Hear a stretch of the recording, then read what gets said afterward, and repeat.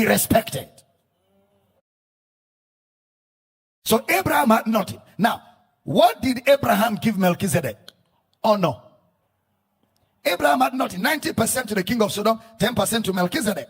Abraham was prosperous without 10%. Before he paid the tithe, he was already prosperous. He didn't pay the tithe or give the tithe to prosper. He was already a prosperous man without tithe. If Abraham was not prosperous, he wouldn't have won the war. A poor man cannot have 318 soldiers living in his house as bodyguards. Even your billionaires today don't have such bodyguards. Yet Abraham had them in his house, living in his house. They were fed and paid salary. That's not a poor man. If you don't pay tithe, to be taxed. To stop that. Abraham did not give tithe to be rich. He was already rich. That's why he went and won the war. Please, that's important. The tithing principle here has nothing to do with prosperity. Nothing. If you're writing, write it in capital letters. It was a war tithe. And you will see it again. Look at Genesis 13, 1-6. And Abraham went up out of Egypt, he and his wife and all that he had, and Lot with him into the south. And Abraham was very rich in cattle, in silver and in gold. Chapter 13, before he gave Melchizedek 10%, the man was very rich. He went on his journeys from the south even to Bethel, unto the place where his tent had been at the beginning between Bethel and Hai, unto the place of the altar which he had made there at the first. And there Abraham called on the name of the Lord. And Lot also, which went with Abraham, had flocks and herds and tents. And the land was not able to bear them, that they might dwell together, for their substance was great. These were rich people, so that they could not dwell together. They were already wealthy before any 10% of war. And they were not paying tithe to be wealthy. They were businessmen in cattle, in silver, and in gold. Abraham in verse 2 was rich. Same thing with the man Lot. Lot was equally wealthy. He had herdsmen, he had cattle. Very rich people. How did Abraham get his money? Chapter 12. Marry a beautiful wife. And the rest is history. That's why the Bible never asks you to learn anything from Abraham other than his faith. Only his faith. Not his character, not his morality. The faith of Abraham. Faith without works. Faith in what Christ will do. That's what we learn from Abraham.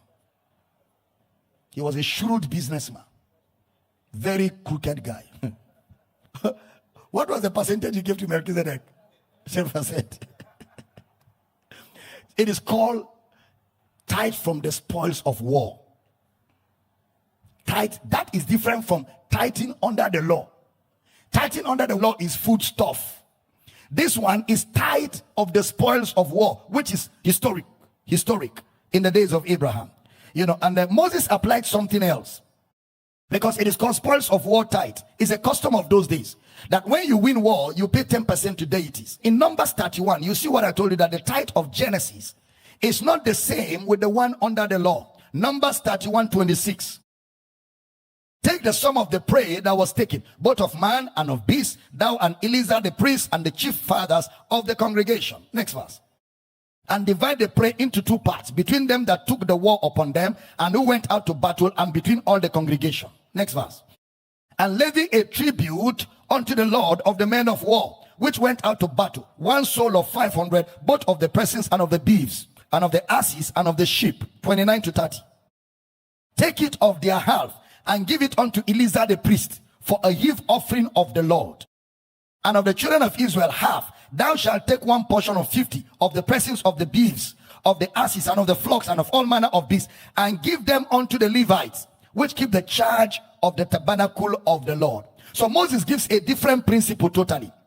In Moses' time, it was not 10%. It was 1.1% from the spoils of war. You give 1.1% from the spoils of war. So it was in their custom, even though the percentages were not the same, but it was in their custom that when you win war, when you come back, you give a percentage to deities. So Moses retained a percentage for spoil of war, but it was not 10. And they are dealing with the same thing, spoils of war tithe.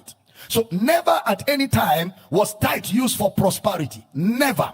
Not in Genesis at all. Abraham was not wealthy because he gave tithe. In fact, he took nothing from the spoils of war. He gave everything to the king of Sodom. Hebrews 7, therefore, was about priesthood, not tithing. The second person that gave tithe is Jacob. Genesis 28:20.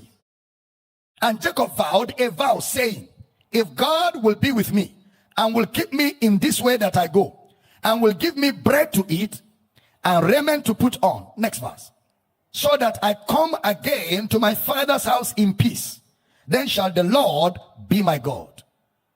And this stone which I have set for a pillar shall be God's house. And of all that thou shalt give me, I will surely give the 10th unto thee. From all that Jacob had been doing. You know Jacob? Okay. He fled from his brother. He was running from his life. Then he made a commitment. Question, did he do it? I don't think so. There's no such record. He vowed, but there's no record where he did it. In the two instances we have read, did God demand anything from them? It was they who offered. It appears like they were following a custom. Let's go back to Moses. In the law, there were 3 kinds of tithes. 3 different kinds of tithes. So that's why when a pastor is saying pay tithe, ask him which one. Which of them? Because under the law, there were 3 kinds of tithes. Remember, there are 2 types of tithes. 2 types. And under the law, there are 3 kinds. 2 types. Tithe from spoil of war, which only is paid when there is war. Then the other tithe, which is tithe under the law. And even that tithe under the law is 3 kinds. 3 kinds. So when a pastor say pay tithe, ask him which of them, and I will show you the 3 kinds. And I will also prove to you that tithe is not 10%. Tithe is not 10%. We will calculate together, don't worry. So in the law, there were 3 kinds of tithe, and many people don't even know it. We will see it together.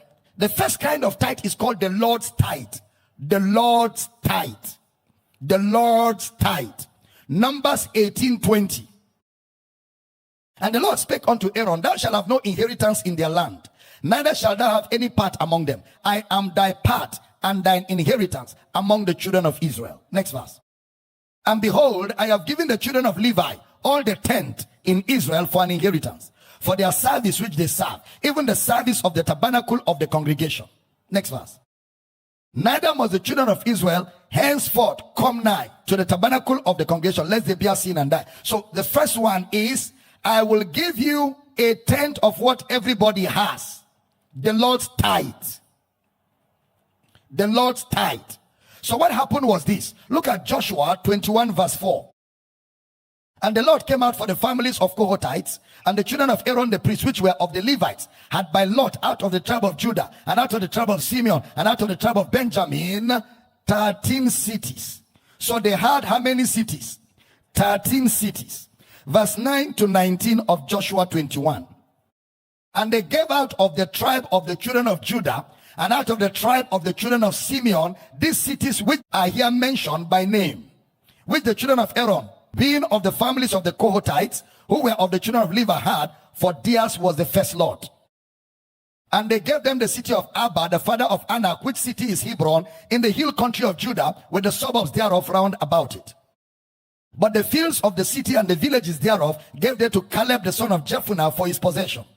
Thus they gave to the children of Aaron the priest Hebron with her suburbs, to be a city of refuge for the slayer, and Libnah with her suburbs, and Jati with her suburbs, and Estomoa with her suburbs, and Holon with her suburbs, and Deborah with her suburbs, and En with her suburbs, and Juttah with her suburbs, and Bethshemesh with her suburbs. 9 cities out of 2 tribes. And of the tribe of Benjamin, Gibeon with her suburbs, Geba with her suburbs, Anathoth with her suburbs, and Almon with her suburbs, 4 cities.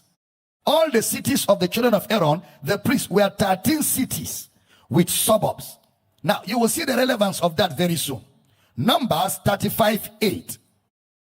And the cities which you shall give shall be of the possession of the children of Israel. From them that have many you shall give many, but from them that have few you shall give few. Everyone shall give of his cities unto the Levites, according to his inheritance, which he inherited. So all the Levites dwell there, but all the Levites were not priests. Priests dwell in tabernacles. Those who were not priests dwell in cities. That is, they were given a place to stay. But those places they stayed was not their own. It was just given to them to stay. Numbers 35:7. So all the cities which you shall give to the Levites shall be 48 cities. Them shall you give with their suburbs. Verse 8. And the cities which you shall give shall be of the possession of the children of Israel. From them that have many you shall give many, but from them that have few you shall give few. Everyone shall give of his cities unto the Levites according to his inheritance which he inherited. So Levites saw these as from their own lands. Levites from Levi. Then they had priests. Not all Levites were priests.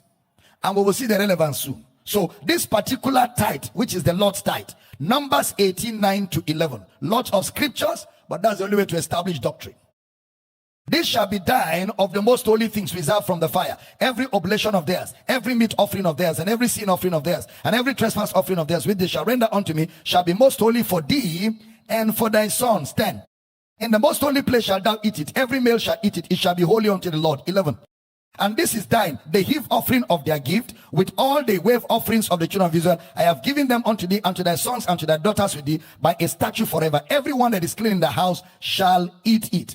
This one, Levites will eat it in the temple. Look at verse 31. And you shall eat it in every place, ye and your household, for it is your reward for your service in the tabernacle of the congregation. Look at Numbers 18:10. In the most holy place shalt thou eat it. Every male shall eat it. It shall be holy unto the Lord. So this particular tithe, you eat it in the temple. The first one is the Lord's tithe. That is where you give to the priest. The second one, you eat it in the temple. This is what you can call the Levite's tithe. It was never brought into the storehouse. They ate it in every place. Verse 31. Numbers 18:31. And you shall eat it in every place, ye and your household, for it is your reward for your service in the tabernacle of the congregation. Look at Nehemiah 10:37. And that we should bring the first fruit of our dough and our offerings, and the first fruit of all manner of trees, of wine and of oil unto the priests, to the chambers of the house of our God, and the tithes of our ground unto the Levites, that the same Levites might have the tithes in all the cities of our tillage. They will have the tithes in all the cities, not in the temple. In all the cities. Okay? The Levites tithe, they eat it in the cities. Then there's the Lord's tithe that is brought to the priests. So when you say Malachi 3:10, which says bring 10% into the storehouse, you have to be able to explain which of the 10%.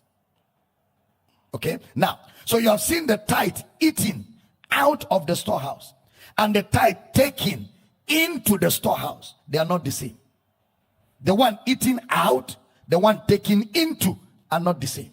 Numbers 18:20.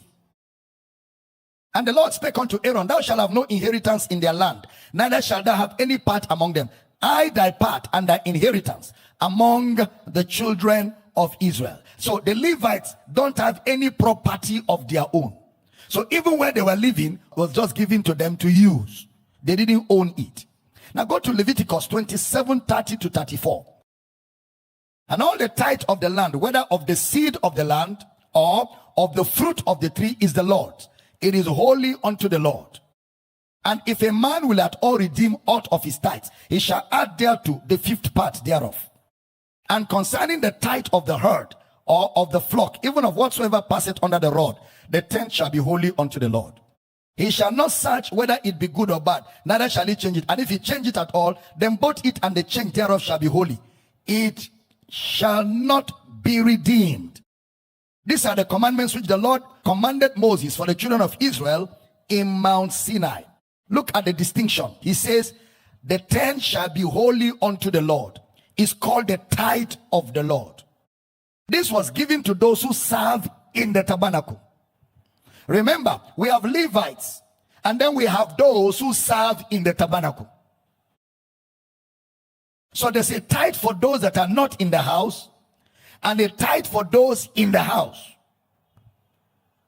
So those in the house are the ones Malachi was telling that they should take it to the storehouse. Those in the house, they are the ones Malachi was telling to take it to the storehouse. Those that are not in the house, they are to eat it everywhere. They are not the same. So we have those who were priests and those who were not priests. And yet Israel was supposed to take care of both of them. Levites that were not priests, Levites that were priests were to be taken care of. But there were those in the tabernacle serving. And those who were Levites not serving. So the tithe played two different roles to these folks. Look at Nehemiah 10:37. And that we should bring the first fruit of our dough and our offering and the fruit of all manner of trees, of wine, of oil unto the priests, to the chambers of the house of our God, and the tithes of our ground unto the Levites, that the same Levites might have the tithes in all the cities of our tillage. Of our tillage. The priests from the Levites' temple. The Levites in the cities. Are you catching? The priests from the Levites' temple. The Levites' cities. Nehemiah 3:10. And next unto them repaired Jedaiah the son of Harumaph, even over against his house. And next unto him repaired Hotish the son of Heshbaniah. So there's a portion for those who serve and a portion for those who are not serving. That's the Lord's tithe. The second tithe is called the festival tithe. Number one, the Lord's tithe. Number two, the festival tithe. The festival tithe. Remember, the first tithe we mentioned is given to Levites, which among them you have the priests and those who are not priests. The second tithe is the festival tithe. It's not the same with the Lord's tithe.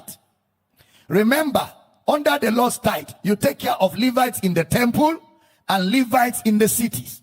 Okay, festival tithe. Deuteronomy 12. I'm going to read 17 and 18. You can read the rest at home, 1 to 19. Thou mayest not eat within thy gates the tithe of thy corn, or of thy wine, or of thy oil, or the firstlings of thy herds, or of thy flock, nor any of thy vows which thou vowest, nor thy freewill offerings or heave offering of thy hand. 18. But thou must eat them before the Lord thy God, in the place which the Lord thy God shall choose. Thou and thy son, and thy daughter, and thy manservant, and thy maidservant, and the Levite that is within thy gates, and thou shalt rejoice before the Lord thy God in all that thou puttest thy hands unto. So the festival tithe, you are the one that will eat it, you and your family. You will bring the food to the tabernacle, then you will eat it and rejoice. Then other Levites that are there, you can share with them. That's the second tithe, the one you will eat. Look at Deuteronomy 14:22. Thou shalt truly tithe all the increase of thy seed, that the field bringeth forth year by year. Next verse. And thou shalt eat before the Lord thy God. This tithe, you are the one that will eat it, in the place which he shall choose to place his name there.